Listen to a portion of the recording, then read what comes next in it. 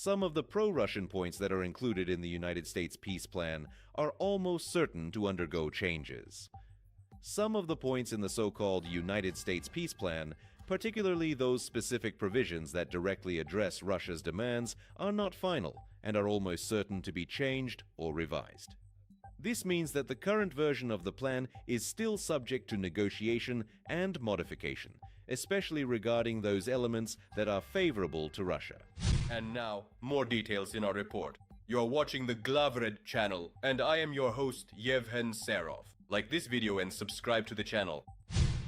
American officials have stated that work on the plan is still currently underway and that any final agreement will require concessions from both sides, not just from Ukraine. Some provisions of the proposal, particularly those regarding territorial concessions, have been repeatedly rejected by the Ukrainian side. However, American officials see a new window of opportunity to resume peace talks, according to CNN. This plan is currently still at the preliminary framework stage, and many of its points have yet to be finalized. CNN noted that it has not reviewed the contents of the plan. Earlier, the president's office reported that Zelensky had received a draft peace plan from the U.S. and would discuss it with U.S. President Donald Trump in the coming days.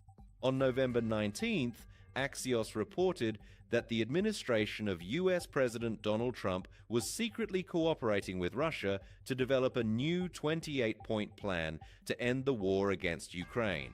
An unnamed American official stated that the development of the plan is being led by U.S. Special Representative Steve Witkoff. He discussed it in detail with the envoy of the Russian dictator Putin, Kirill Dmitriev. On the same day, Politico noted that the White House may soon announce an agreement to end Russia's war against Ukraine. They hope that all parties will agree on the framework document by the end of this month and possibly even this week. As reported by the Financial Times, citing sources, the draft document would require Ukraine to cede the rest of Donbas, including territories currently controlled by Kyiv. In addition, the agreement provides for halving the size of the Ukrainian armed forces. Subsequently, Axios clarified that under the peace plan, the Ukrainian authorities are being offered to cede additional territories to Russia in exchange for security guarantees. Trump wants trade, tourism, and cultural exchange between Ukraine and Russia. The vice president assures that the president of the United States does not understand violence. What's going on? Well, you'll find more information in our report. My name is Yevhen Serov, and this is the Glavred channel. Subscribe and give us a like. Let's get started. Ukraine and Russia should trade with each other and engage in cultural exchange instead of fighting. This was stated by U.S. Vice President J.D. Vance. Thus, when speaking about the U.S. president's ongoing peace efforts, Vance stated that Trump is not someone who truly understands violence on a deep level. According to Vance, Trump wants to save lives and see a world where people trade with each other instead of killing one another. How is that? Why don't you stop the unnecessary killing and instead start trading peacefully with each other? Why are Russia and Ukraine still killing each other? Why don't they actually start trading with each other, traveling between the two countries, engaging in some kind of cultural exchanges, said the Vice President of the United States. As reported in August, the U.S. Vice President made a statement that Russia has already made significant concessions regarding Ukraine.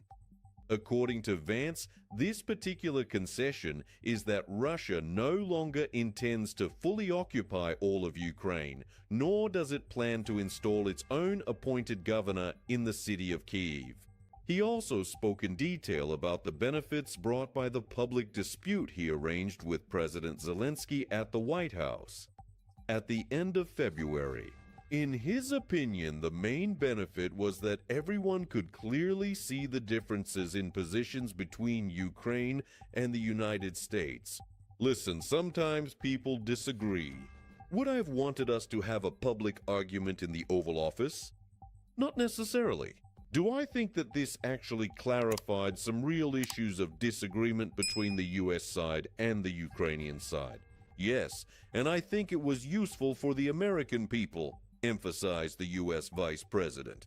Vance added that his frustration during the meeting in the Oval Office was not so much about his attitude toward Zelensky, but rather with the actions of the Joe Biden administration, which, in his opinion, provided Ukraine with billions of dollars in aid without any real purpose, without any real diplomacy.